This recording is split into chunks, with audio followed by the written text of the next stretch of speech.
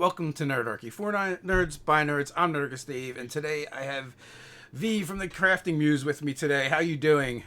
I'm good. How are you doing? I'm doing excellent. I don't even know if that's what I should say nowadays because you're doing so much. Well, it's V Muse, the person, and I also do the channel, the Crafting Muse. Is kind of how it's working itself out right now. But you're doing things for WizKids, you're doing things for Kobold Press, so Yeah, you're kind of all over the place. Um, yeah. we had you on a couple years ago, and it was just you're doing the YouTube channel and doing all this awesome terrain and mini painting, and now you appear on podcasts and streams, you're DMing streams, Yep. and you're doing the PR and marketing stuff over at WizKids, which is how I learned that they're actually local to us ish. Right. Wait, they're near. Yeah, yeah. So I did because we both live in the same state, and then you're like, I took an in-person job with WizKids, and I was like, that means they're around here somewheres. Yeah, they are. They're not too well. They're it's still a drive in, but it's Yeah, it's Jersey. It's also going to be a drive regardless. yeah. I guess so. I guess it depends where, but Jersey's not that big. I mean, you can No. go from one end of the state to the other, you know, because our state's shaped weird, like a kidney Yeah. kind of. Like a new bikini bee. Yeah, yeah. Like I think me and Steph were driving someplace, and we didn't quite know where we are, and she was kind of worried, and I'm like, it's Jersey. Like we haven't crossed any borders yet. How lost can we really be? Well, well, having gotten lost many a time, Yeah, get lost pretty damn well. we call that adventuring. Yes, exploring. It's good. So, I guess let's just jump into a little bit, like where people can find you and what you're up to recently if they want to check in, because you got this podcast going on, you got these streams going on. God, how much time do we have again? No, I'm Yeah. kidding. Let's see. So if you want to find me in terms of player mode, that's Mini Terrain Domain every Thursday night on Twitch at 8:30 p.m. Eastern Time. Ted's in that one too, so come and play or come and watch us play. And then every other Sunday, I'm over on Cobalt Press's Twitch channel. That starts at 8 p.m. That is the Last Dare, and that is a Tales of the Old Margrave inspired campaign that we do. So you can find me there every other Sunday. And then every Monday morning, you can find the podcast Dark Fortunes, which is produced by Unmade Gaming, again, another Twitch channel. But we do a podcast together. So every Monday morning, there is a new episode for the podcast. That's a Humblewood setting with a piratey theme. And I play a Wolpen fighter. That's a lot of fun. And God, there's more. Then there's the Friday night game once a month here on this channel. So there's that. There's my own like random streams on my channel. God, this is bad. Now that I'm like saying it. I told you, I knew there was a lot of stuff. That's why I made you say it. Hey, what have you done? So yeah, there's my own streams that I'll like randomly do now off my own channel. I'm thinking about maybe doing one tomorrow night because why not? God, what else? So you can find me on Twitter all the time, the Crafting Muse. Hi. And yeah, with WizKids, it's just bouncing around and doing things and different projects. We've got a couple things going on right now, which I'm very excited for. We have our Take and Paint, which is something we're doing right now to get people who are at home and working on their own miniatures to go and check out what we're doing over there. And I think you put the description you put the link in the description type of thing. Yes, in the pin post, we've got definitely some links going on. Yeah, so you got that going on, and it's basically where in trying to help the friendly local game stores still be able to do what we were doing before, which was the paint intake, where you go into the store. We now have it where stores have signed up where they can either ship the mini to you or they're doing curbside pickup, and then trying to see if store owners will run streams of their own account to run for their local clientele and be able to still do the painting together, but safety of home type of situation. So that's a happening. And then a couple of things coming up. We have a Warlock tiles system that's about to launch, which is freaking cool. They look so good. Oh my god! Oh my god! Oh my god! I have to put them away, or I'm just gonna sit and play with them all day because it's a terrain tile setup, and they're so cool. Are you allowed to talk price point on those? That is a varying price point. I want to say the Dungeon Tile one set, it is 99.99, and then we have other sets that are 49.99 that'll go along with it. And like, so and like, what's in that?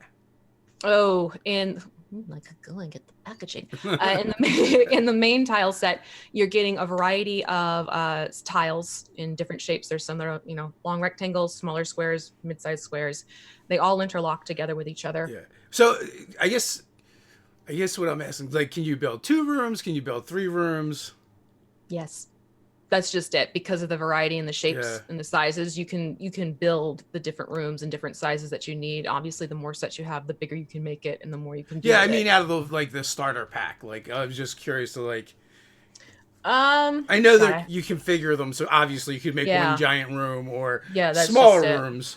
Yeah, you totally can do it. And the nice thing is you can actually like pick it up and move it around, and it stays. Like, it's not like we will wobble fall apart mode, which is having my own terrain that I've built. It's kind of like, that's a neat feature. You're like, oh, I have this room, let me just yoink, and you move it off the table, and then yoink, here's the other room, put it on the table, and you're good to go.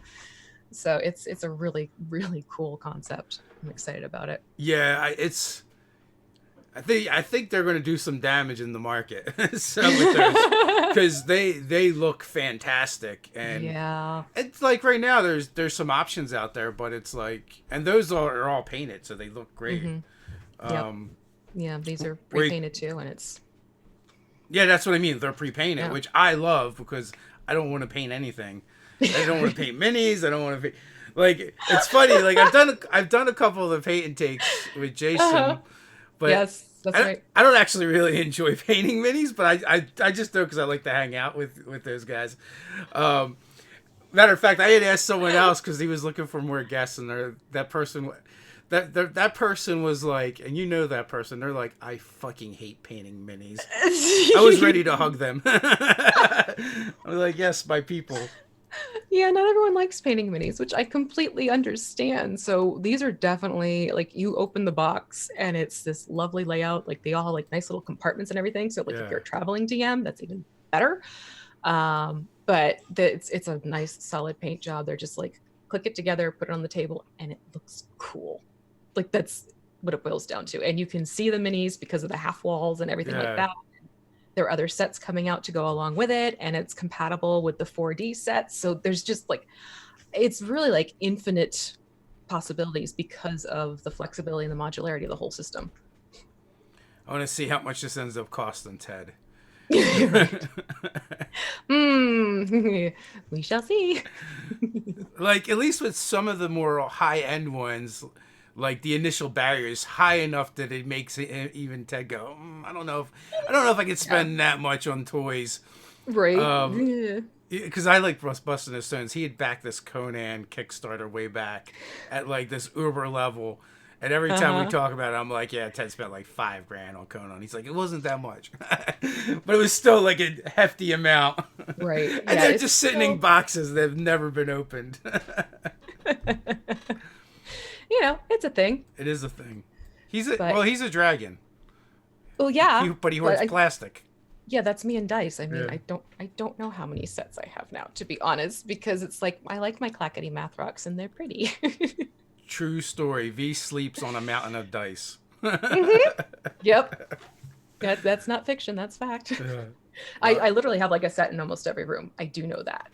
That's just it. Because, I buy one set and then I see another set and I just keep buying the set. Well, we were on we play a Saturday game together where it's not streamed or anything, just like casual. And one of the players is fairly new to the hobby, and they're like, "Yeah, I bought X amount of dice already." I just did the dirty math of like, oh, if they were Chessex sets, that's like $10,000 in dice, and they're like, no. Multiply by 5. Yeah, because it's the nicer sets. Yeah, I'm like, wow, someone has a lot of discretionary income. See, folks don't have kids, and you too can spend tens of thousands of dollars on dice.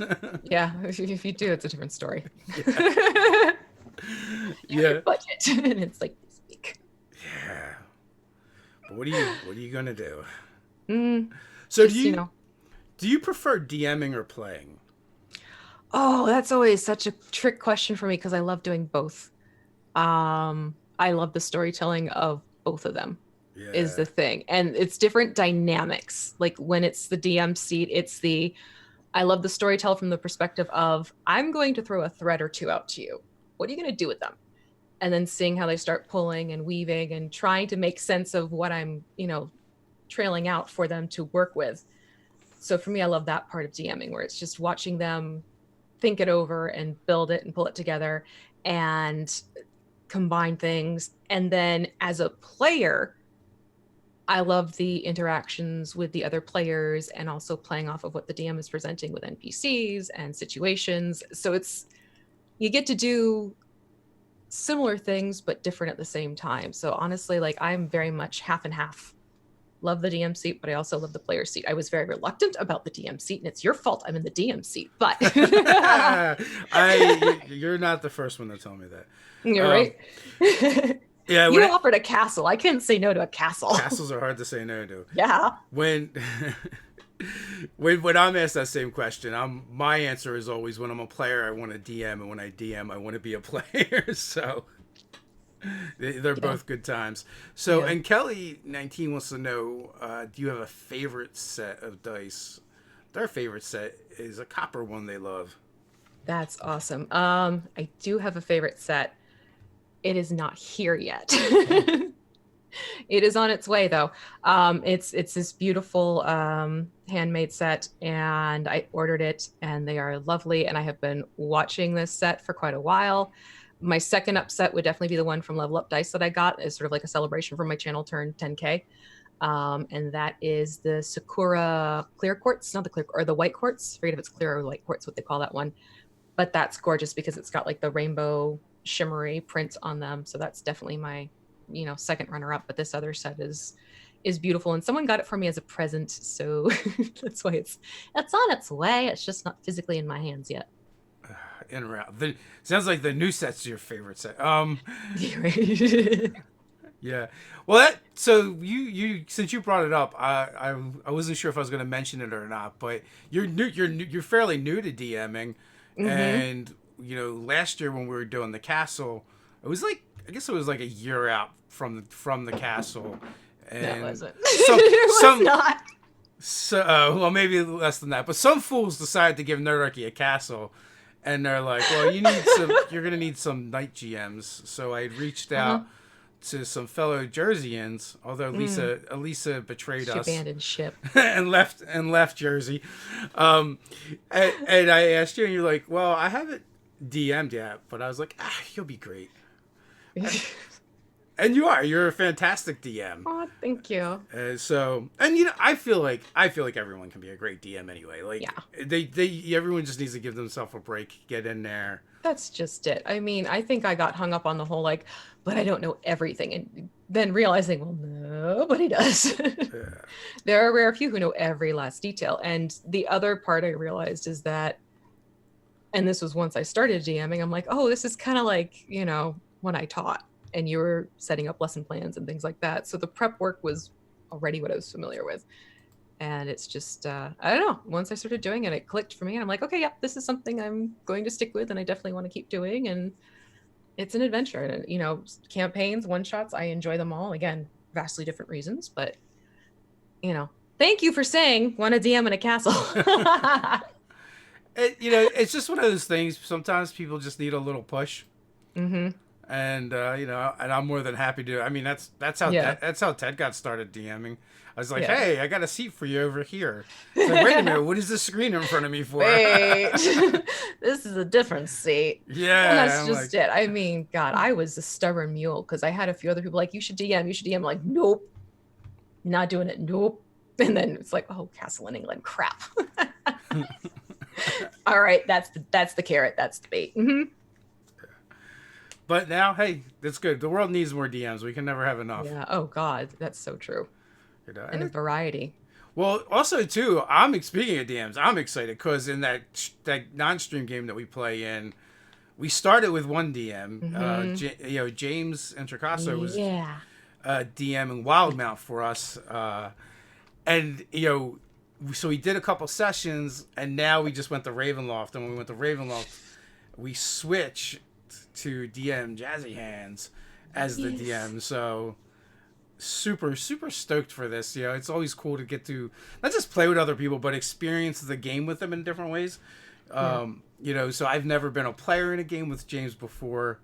Oh, that's not true. I'm totally lying. We played a Cypher System session together at Game Hall Con. But, you know, Eugenio is now a new DM for me, which is always cool. And so far, it's been fantastic. Yeah, I really am enjoying that we're going to rotate through and everyone kind of take a turn and let the others get a chance to play. I think it's going to be so cool, and I'm excited to go through it all. And plus, it's just fun to jump into a game where you're not worried about like, oh, I got to make sure this is done and that is done and the lighting's right and the sound is good and the makeup's on and everything. It's like, no, you're just like, click, hi, I'm going to eat while we're playing. Yeah. Although I didn't know we were going to rotate, that means I might have to take a turn. I'm intimidated by Roll20, to be honest with you, because we don't have to use it. I mean, with the way D&D Beyond is now set up, where we could probably just go off of our sheets and just everyone use math rocks instead and be good. Well, now you don't even need to, because they added a dice roller to the character sheets. That works pretty much. That's right. That just happened. Like Beyond 20. Yeah. So that is exciting. Yes, it is. I wonder how long before they start selling virtual dice. That's a good question. I'll be a sucker for that. The door has opened. Yep. Rivers RPG channel wants to know what your channel is. The Crafting Muse. Yes, if you want to see painting and making of the things. Although I think more painting nowadays. Oh, it's definitely more mini painting for sure. Terrain has become one of those things, unless someone is asking me to make the terrain for them, like as a commission piece, I'm not really looking to make more terrain because that takes up space. Yeah, I guess that's the problem. I've seen your lair, and the lair is impressive. But still, it has its own little corner. And unfortunately, you can only have so much of it, too, in general, before it starts going to be like, Yeah, and organizing it, even to use it, becomes unwieldy. Yeah, yep. So, are you still playing your home games? Not as much because, you know, the kids doing their own thing and schedules and everything like that. Once in a while, yes, but it's not like it used to be, because it's like, well, you'd have soccer games and then you'd have this and then this crops up and you're just like, oh, that's right. You get older and you get a schedule too. Because you came into the game a little bit differently than I would say a lot of people. Do you want to talk about that a little bit? Roman Catholic. That's the short version. Basically Dungeons and Dragons was never ever something mentioned to me growing up as a child, ever. There were crossovers, which I didn't realize I was doing, because I always loved fantasy literature and stuff like that growing up as a kid. Like, I was a total bookworm. Give me 10 books and I'll see you the next morning type of thing. So I was always drawn to the fantasy, to the fantastic, to the lore, to the myths and everything like that. So I had a lot of that sort of built in ahead of time. And then, progressed on, and video games, like dabbling into Baldur's Gate and things like that. And finally, it was a situation where I had to have back surgery. It was my second surgery, and I was recuperating.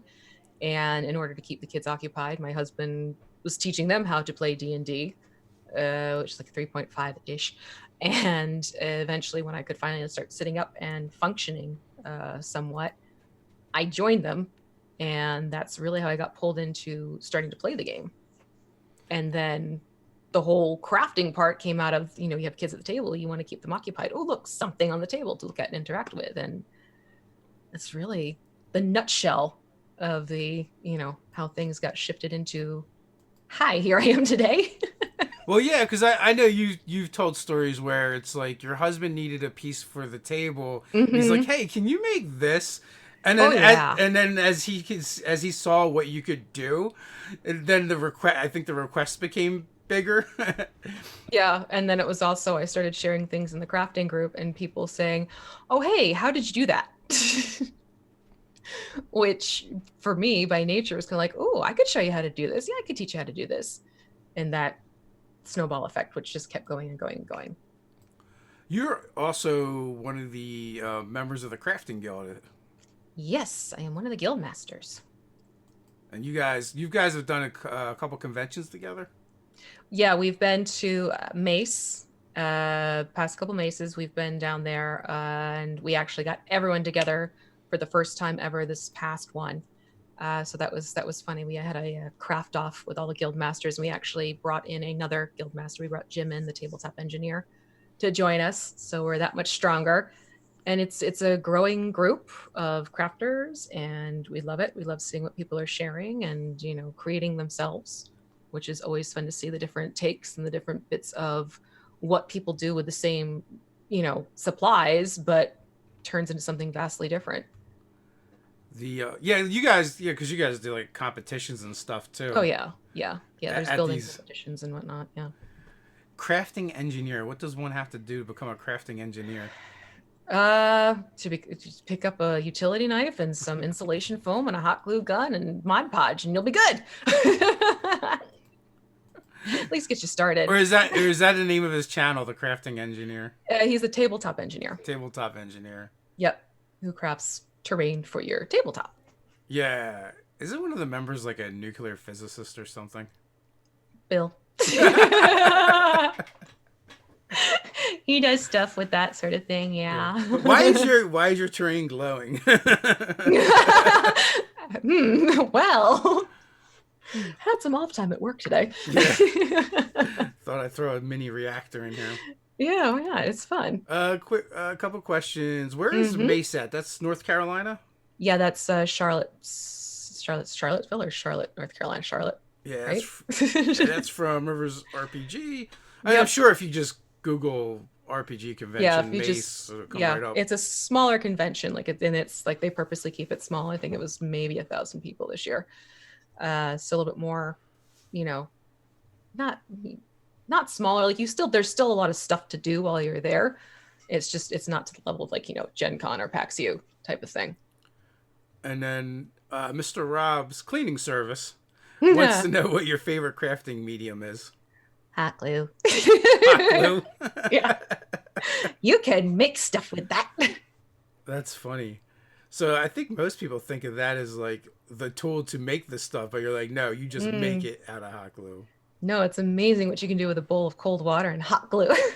When we were at the castle, there was the one mini that we just didn't have, and that was kind of like our big bad, and V threw it together in like 30 seconds. Yeah, you needed your elder brain. Yeah, you made an elder brain, our undead elder brain. What did you make that out of? It was like napkins or something. Yeah, I think I had grabbed napkins off the table from our lunch, and there was glue for some reason. So I did mix that up with the glue and water, and then just slapped some paint onto it. It was literally drying as I was running it down to the game room. Yeah. You're like, here you go, don't touch it. You're like MacGyver. Yeah. It was fun. And hey, it looked like it was a brain. It served its purpose. It totally worked for what we wanted to use it for. Yeah. I definitely don't think everything we had was WYSIWYG, but that's actually how we play our normal games anyway. Yeah. It's like, yeah, see this big ball here? Yeah, that's a ball holder. This is a that, and that's a this. Why not? So Ted has recently gotten way more into crafting for our games. He has, yeah. He's been now, and of course, as soon as he really gets into it, our game goes online. so now we're breaking it. So it's like, Ted, you could just set up another camera. Yeah, exactly. There's your terrain right there. But Ted also doesn't tech very well. Oh, yeah. Okay, so that could be a little bit more to juggle. It would be more to juggle. But we're like, you know what? You get a second laptop with its own camera and just set it off to the side. We don't really need to do any, because we're just playing in Zoom anyway. We don't need to do any switching or anything fancy that. Yeah. It's not being broadcast. Nope. So. Yeah, you can do it that way. Which honestly, that was like one of the best things when we stopped streaming our games. So I think our table collectively was so happy. We never did it very well anyway. So it was just like to go back to playing, just for fun games it's completely different. Like I enjoy doing some of the stream ones, but I also like having those games going as well. Yeah, it's true because I mean that Saturday game for us, like that's a morning I'm like, yes, I'm grabbing my cup of tea, I'm grabbing something to, nosh on while we play, and it's just getting to play and be goofy and riff off of each other, and it's not like we have to worry about anything else beyond, oh wait, the DM was saying something. I'm sorry, what was that? Yeah. So it's I think it's really nice, especially for us collectively who do stream games, to see have Mhm. at least one or two games that are Yeah. just kind of casual. Yep. No, it's true because there is stream burnout for people who are professional streamers and are on the camera a lot, Yeah. because you forget, oh yeah, that's right. You don't need to worry about the performing factor of it. You get to just play. So having the knowledge that yay, we get to play every Saturday and just kick back and relax, that definitely is a nice little booster shot, so to speak. Now, speaking of streaming, let's segue. The What is the name of your Cobalt Press show? Last Dare. The Last Air. Hmm. And does that have like a set number of sessions, like a season? It is. We're in season 2. Okay. It's one of those things where the story itself, it's building up to a certain point where yes, there is going to be clear closure to what they're in right now. Absolutely. However, there is this larger umbrella that the story itself is encompassed in, where we can feather out and do other things because of it. It was one of those things. I was reading through the Tales of the Old Margrave, which is what the whole campaign is based off of. We're in the Margrave forest in Midgard. And there was this passage about the Eastern Margrave forest's heart, and it stuck with me. And it was about how at one point Baba Yaga was so concerned about maintaining her power because she's in the central Margrave area. She was so concerned about maintaining her power and that she wouldn't be usurped, because there's a legend that once the forest comes to its full power and everything in the eastern side, someone of greater strength is going to come in and sort of take her place, type of thing is the lore.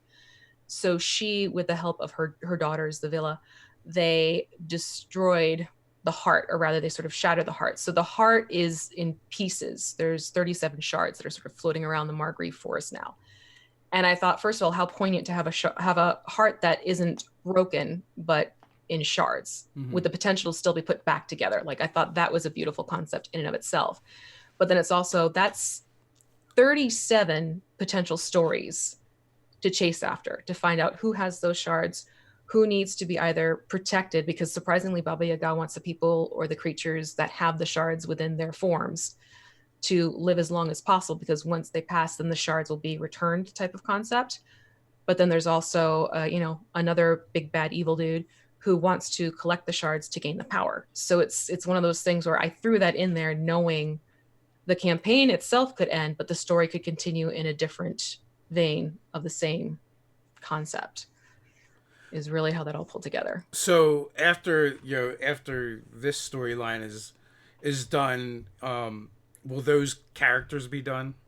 I'm going to leave that up to my players. If they want to keep their characters going, totally can work. If they want to bring in new characters, there's easily ways that we can have people just suddenly appearing in the Margrave in different areas without any issue.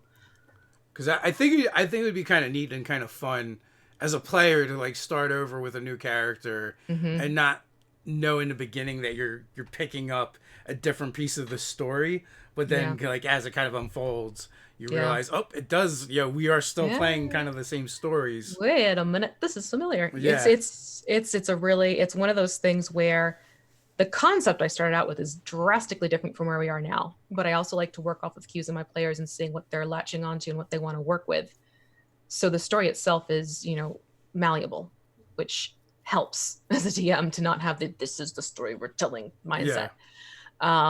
So seeing what they're locking onto and what fascinates them, and then working that further into the story for them, that really has helped it become where, what it is today. Like, I had no intention. Mama Rayana is one of the more critical NPCs now.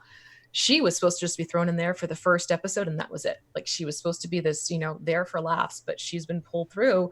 So they now have this little old woman who's half the time a drunk, wandering around calling the Gearforge Metal Man. But she's also a great source of power and information for them. And she kind of phases in and out of the story to help out the players. So it's just interesting how it's, shaped and developed and turned into its own entity. Players are like that. It's like you come up with, these characters are gonna throw in there, and it's always the one you make up on the fly that they latch on to. Yes, it is. Because you're like, you know what? I need an NPC for X, so I just give the Mm-hmm. one trait, and it just so happens that one trait is the one the players are like, yeah, we're Yep. gonna go back to this every time. Yeah. Yeah. And my players are wonderful and they're creative and they always split. It's become a running joke now. I just plan, I'm like, okay, there's gonna be two of you going that way, two of you going that way, and then one and one half the time will happen. So they split the party weekly. Yeah, yeah. Never But split the again, party yeah, except for every well, session. except for every session. Yeah. Every session. Like they went to fight a Bukovac and the two smallest ones are like, yeah, we'll go. I'm like, but hey, luckily the dice were not working for me. They were working for them. It just makes it interesting and it adds a different dynamic to it. Just sort of having an improv factor to how you DM. It's like, okay, well, I'm thinking about this, but be ready for anything. Yeah, I know. I've done that where I'll just throw out like a random encounter, and I'll do it in a way where they don't have to actually engage with it. But Mm-hmm. it's like, no, they always do. Mm-hmm. So Oh yeah. I mean, I threw out someone, I'm like, oh, I'll bring this NPC back for just a little bit. And the way they handled the NPC, I'm like, okay, well, that became a thing. That's going to be a something now. It's how it works. yeah, my own style of GMing is I generally just throw out a lot of hooks Mm-hmm. and see what they bite onto. Yeah. I may start with a particular plot line in mind, but if they bite on a different hook and go down that road, I'll abandon whatever I came up with Oh yeah. to do whatever they seem to be interested in. That's just it. It's the, well, you can go in with a certain concept, but when you see what they latch onto and you see their enjoyment of it, that for me is like, okay, that's the direction we're going, because I don't want to, again, get myopic on the concept and be like, no, this is what we're doing because this is the story we're supposed to be telling. Yeah. That's always like that's the first nail in the coffin of any campaign when it's like you're supposed to be doing this. No. They're always the DMs too that are upset because the players are never taking their hooks. I'm like, well, a lot of times the players will tell you what they want to do. You're just not listening. Yes, and that really is true, because there are subtleties in DMing that come out where it's one of those things where if you see they've kind of gotten quiet, they're not interacting as much, or they're more like, I do this, I do that, and the description drops from what they're doing as their PC. That's how I can tell. I'm like, this isn't really speaking to them. But then we're like, oh, wait, can I explain what I'm doing? Like, okay, yeah, go for it. Like, Yeah. there have been times where I can sit for a half hour and just let them go. I'm taking notes, mind you, but they're off and running. And that's where I know it's like, okay, this is what we're exploring now. Yeah, those are the best sessions, and I've had different groups that I've run for where some groups need to be kind of led by the nose, and they don't do anything unless something happens. Mm-hmm. And then I've played with other groups where I don't have to do anything. The one of the best groups I ever ran for was a streamed game, and that was the Scarlet Sisterhood, and I really didn't even feel like I needed to be there. They were going to adventure and do things whether there was a GM or not. Right? Yeah. And there are groups that are like that where it's like the GM's more. I am very much of the mindset the GM is also a player. Yeah. You're still playing the game. You just have different responsibilities than what the players are expected to do. So it's great when you as the GM can just sort of sit back and relax and watch them play, and then drop in your NPC here and there and things like that. It's just, I don't know. I like it when I can be very reactionary.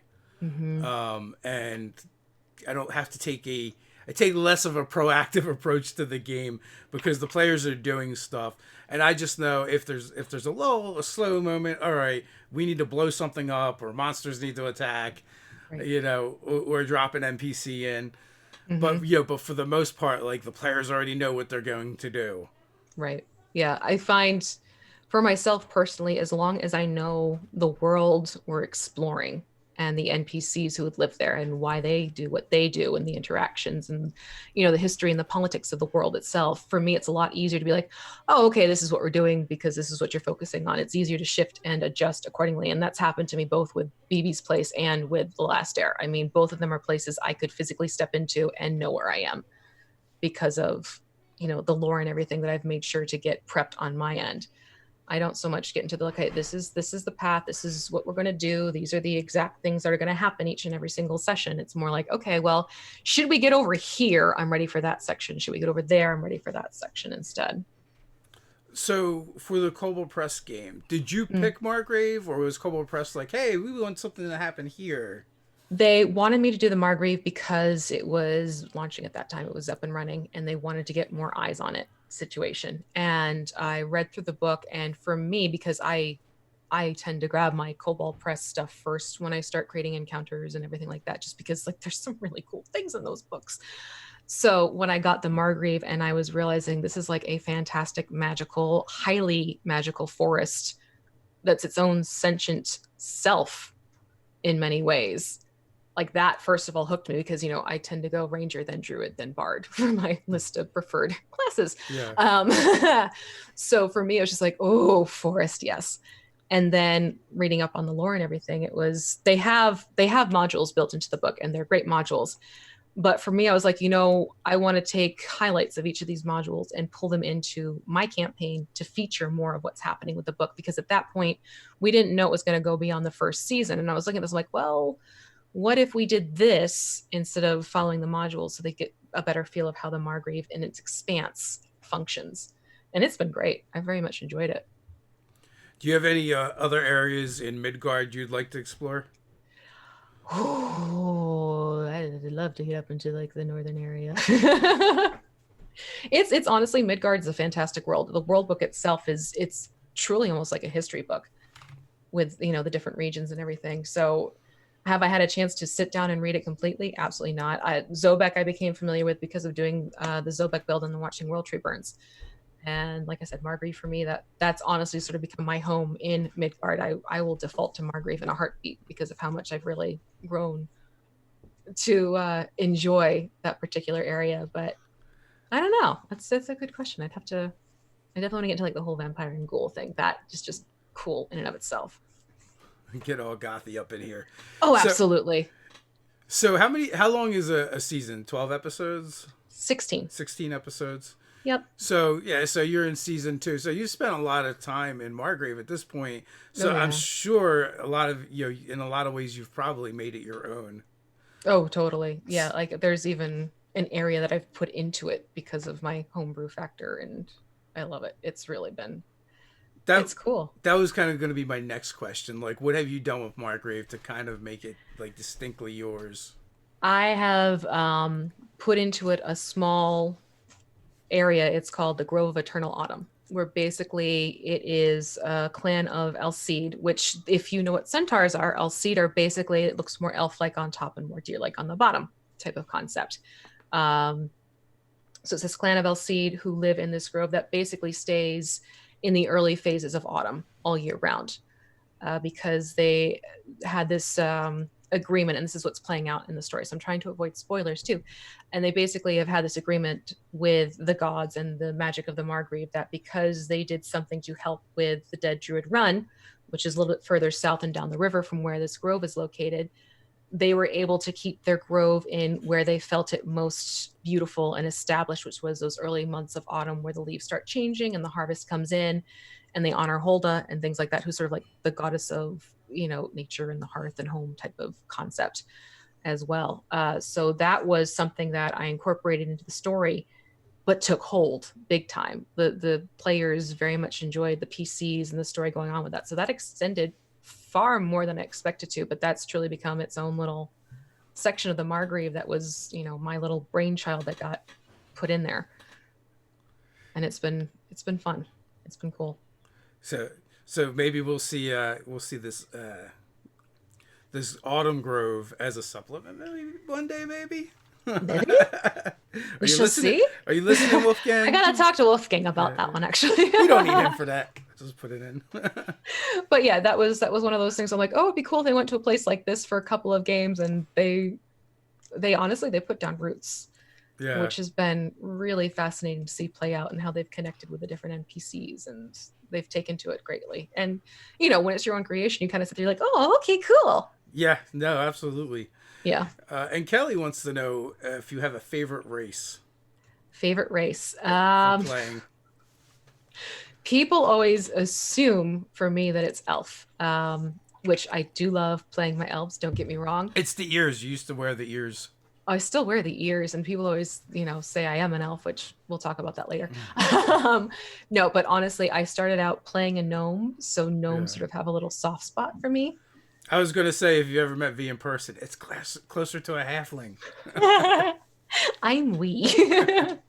Yeah, that's just it. People think I'm like 5'10". I'm like, no, not even close. Well, sometimes in heels. Not even then. I'm lucky if I'm like 5'6" with heels. Are you kidding me? It's always fun when you group pictures and it's like, tall person, V, tall person. Yeah. Well, I'm not particularly tall either, so. No. It's just always comical. Yeah. Very so dwarfy. definitely gnomes have my soft spot, a little place in my heart. So it's gnomes and elves are kind of where I start off. But I've also started exploring other races, and I'm having a great time with my tabaxi, who I play here on the channel. She's fun. She's my little pyromaniac. I always struggle with not playing another dwarf. I'm like, oh, this would make a great dwarf. Yeah, well, that's just it. You go to what you enjoy because you want to enjoy the game. So yeah. So, but with that being said, I try to branch out and do different things, and like in the stream game we're playing, you're playing a or not a stream game, the unstream game. Right. You're playing a changeling, which I've never played before, but oh my god, having fun with that one. Which is a lot of fun, and she's kind of silly, so that makes it a lot of fun too. Yeah, intelligence was her dump stat. I love playing down intelligence. Yeah, so she's not bright. She's got some wisdom to her, so she's got something to her. Like she's aware of like, oh, this is maybe not the best thing for myself, but kind of playing her is like this, oh, reactionary, wait, that was a thing, absent-minded type. And I like the fact that something I built into her backstory is she will, when she's working with a group of people and she realizes that her changeling abilities can be handy, she'll turn into what they tell her to turn into, and she will stay that way. Until they say, yeah, like, by the way, go back to yourself now. Okay. And she goes back. That's been a lot of fun. That has been a lot of fun. Yeah. I'm enjoying the dynamics in that group and the stuff that we do. And it's funny too, like the Rangers end up being our tanks in the front. Yes. I think once before I have been sort of the tank PC. And that was in a little mini campaign that I did over on Warlock's channel. Which was another Ranger actually. And Rangers are kind of terrible tanks. So, because they don't have the armor class to go along with it. No, which is funny. My character is decked out in armor and hides behind the Rangers. Oh, yeah, that's the best part. Having Tunk just like, oh yeah, me, hi. Yeah, I'm playing a human that was raised by goblins. That is a cleric of Mubiet. I can never say that name for whatever reason. Every time it just like falls right out of my head. Yep, it's okay. I know. So we're having a lot of fun with that. There was a question I wanted to ask you, but I distracted myself, which happens also. And also, our Nick from the castle is in the chat. Hello. Nerdicky has claimed the Nick because he's a patron, so he shows up on our patron stream. Yes. So early on, we're like, when we saw Nick, we were like, wait a minute, is that our Nick? Mm-hmm. Yep, it's funny because I have Scott as well. You remember Scott from the castle? Yes, Brooklyn. Yes. But Brooklyn he's not Scott. Actually from Brooklyn. No, he's not, but we call him Brooklyn Scott. I bumped into him at a convention, and I'll do mini commissions for him, and it's lovely. It's absolutely lovely. The connections made from the castle itself. It's been grand. Yeah, I spent a lot of time hanging out with Scott at Gamehole Con. Oh, nice. Plus, I'm very introverted, so like I will like glom onto like a small group of people in person. Yeah. No, I was getting ready for a panel at PAX Unplugged, and it was in one of the bigger rooms, and I was sitting there, and it was one of those things where I looked into the audience, and there's Scott. He goes, "V, how you doing?" Yeah. "Hey, V, we gotta talk afterwards." I'm like, "Yes, we do." It was awesome. It is he is such a fun player He as is. well, He really is. and the accent is so great because I love it. his New York accent is so Uh-huh. thick. Well, and plus the game he was playing with me at that castle with Sebastian, who's Yeah. also got, the deep, Jersey, New Yorkish thing going on. And like the two of them talking together, I was just like, oh my God, I can't. It was amazing. Yeah, yeah, and then it's funny when he does accents, because Hmm. then like the New York always slips into whatever accent he's doing. Yeah, but he's so creative. I love running games for him. He's amazing. It really is. I mean, everyone had great little takes on their characters. It was, I mean, for the fact that we had a dance off for one of the games, Well, which I was so not expecting that to happen. Again, making sure you can be, improvisational helps. But yeah, I mean, they were to the point where they're describing the motions of the dance moves that they're doing. And the guy who was playing a Minotaur is like, and I take my axe and I put it down on the ground and I do this. So I'm just like, okay. It was, and Ted was a part of it. And his character won. And the character's name was Vomit, and there was vomit on the dance floor. there was vomit on the dance. There was vomit on the dance floor. So I had fun playing that one where one of the NPCs, she was trying to explain to the maids, no, you don't have to come and clean the dance floor. There's someone named Vomit who's on the dance floor. There isn't vomit on the dance floor. I mean, it was one bit of slapstick comedy lines after the next. It really was hysterical. So, BB's Place is the one shot that you run. Mm-hmm.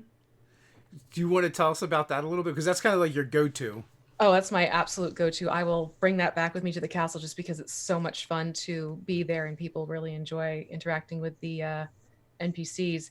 BB's Place is this destination point. So everyone will start off wherever they're from for their PCs, and there's a mechanism where you arrive at BB's and you meet BB, the proprietress, and she's basically putting you in charge for the evening to take care of her establishment, which when you get there, you realize is this 1920s speakeasy with a twist. It's basically more set up to protect people of magical abilities and qualities and make it a place where they can go and be their magical selves and not worry about the fact that, their magic might be seen elsewhere.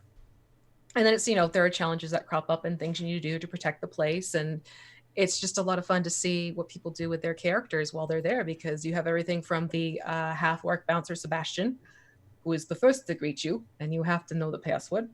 And then you bump into his wife, Evie, who is this little human from Louisiana, who's just got that, nasally, twangy accent, and she takes you into her closet and you get to do the lost and found thing to see if there's anything you want to get in terms of magic items or weapons. And it was actually recently revealed that her closet is basically just a closet of holding instead of a bag of holding, because people are like, this is huge. I'm like, yeah, it is. So it's just this every single time it's a different game.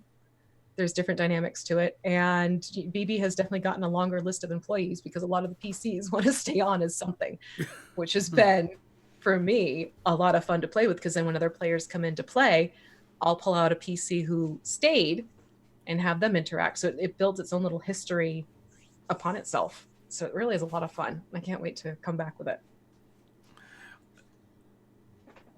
Do you have any plans of expanding BB's Place? Or it sounds like it already kind of expands, but does it has it showed up in any of your stream games?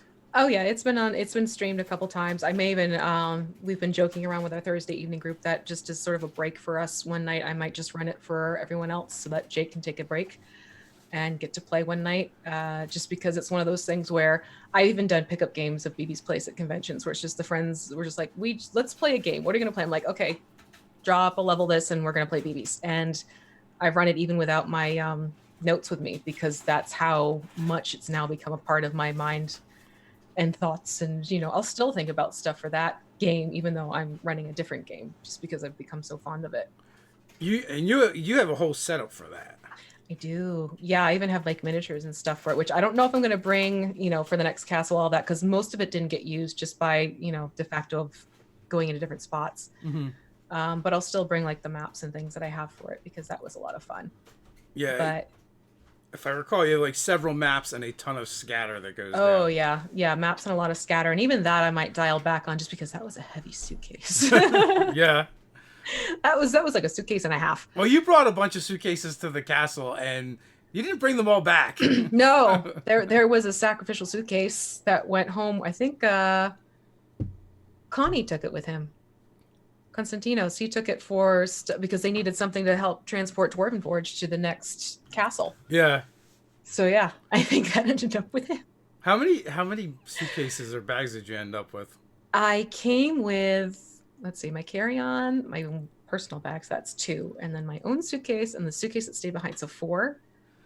That's a But lot also, of luggage. yeah, but some of it was also because we had the miniature painting dragons and stuff as well. So that took up a decent size too. Oh, that's right. Nick remembered the menu. I have a whole menu at BB's too. Yeah, what is the favorite item on the menu? It changes every single time. I mean, I personally like the different drinks. That was fun. I don't remember them off the top of my head. That I do need my notes for that one. But I went back and I looked up like 1920s dishes and incorporated some of those in for the menu. But then it was also one night on Twitter, I'm just like, okay, we're going to have fun, people. Give me like your best brew name and think it, all a D&D. And I got some really great ones that came in from just doing that. Oh, yeah, the collective consciousness is good for that. Yeah. BB's needs to import some booze oozes. I mean, why not? Really, anything's possible. That's what I like about that particular setting. It's just wide open. Yeah, it'll work. We so I don't know if it's made it into any games yet, but we have so there's a dwarven establishment with stone tables, but the tables are actually just like big bowls. Ooh. And they just bring a pitcher with an ooze in it and just pour the ooze onto the table, and it's just the little ones, but the booze oozes have an intoxication effect, so people around the table will just touch it occasionally and play with it. Like Jello or putty or something, and then they get drunk. But that's just it. It would totally work at BB's place. People would not even bat an eye that this is there. They're like, okay, yep, that works.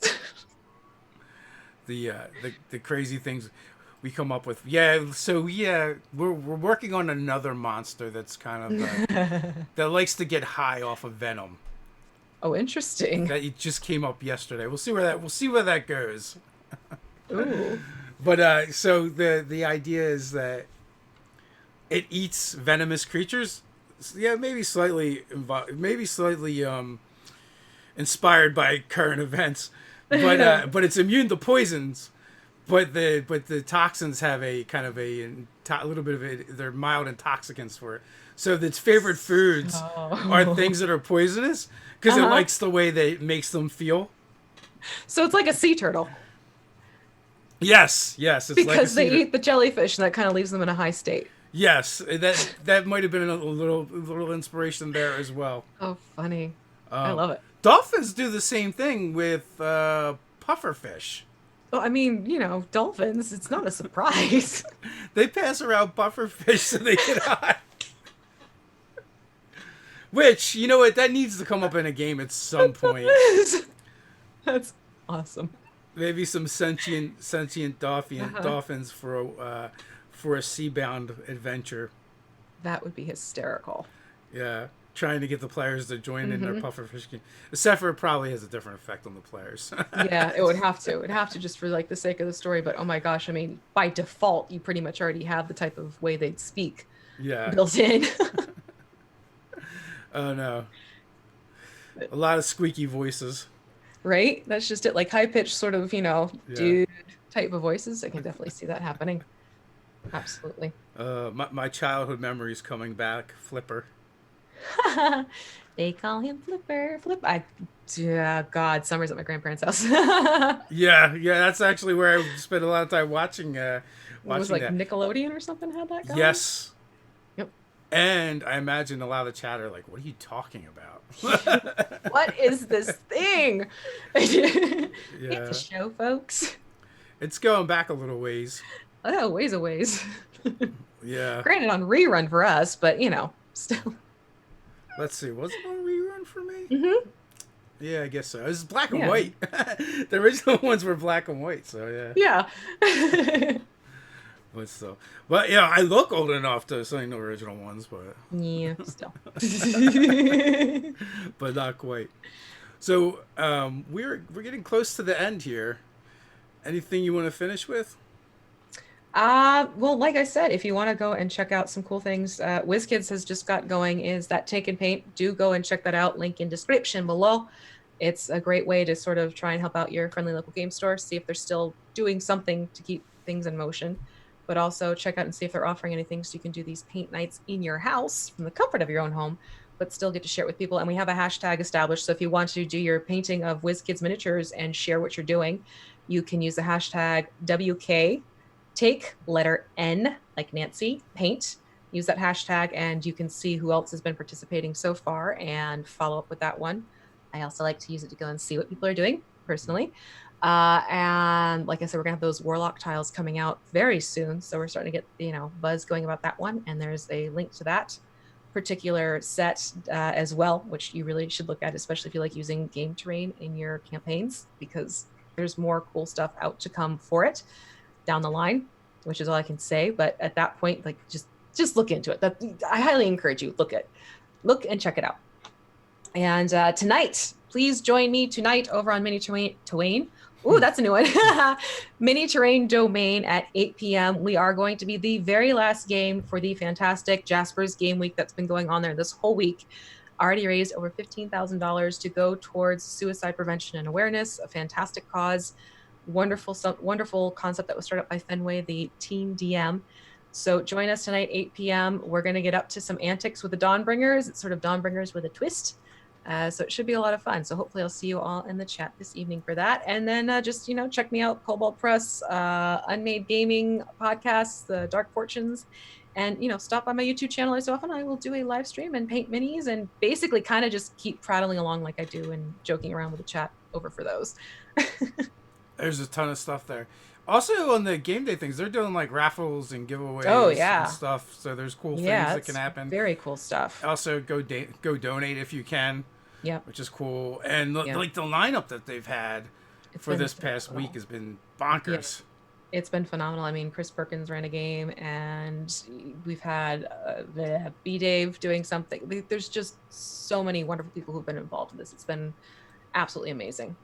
The I guess I want to say one of the good effects of everything that's going on. No one has conventions to go to, so they're all doing this thing. So that's really cool. Yeah. Are you open for commissions? Right now, no. I've had to close commissions because I don't really have. I have a couple that I'm still working on, but I don't have the time to take on any new ones. So we'll see. It kind of varies. I'll open it up every so often, and that's usually they fill up quickly. And it's something I only do on Twitter. I will put in my Twitter handle, commissions open, and usually within a day and a half, I have to close it back up again. And they're done. Yep, and closed. Yeah. Nice. So in the pinned post, you can find links to a lot of the stuff we've been talking about. I'm sure that if you go over on the Twitter, then you can, if there's anything that was missed, you can find that. Oh yeah. As well. With that, I want to thank you for coming on. I appreciate it. It was great having you on. So much has changed since the last time you were on. Just a little bit. And with that, until next time, stay nerdy. Stay nerdy.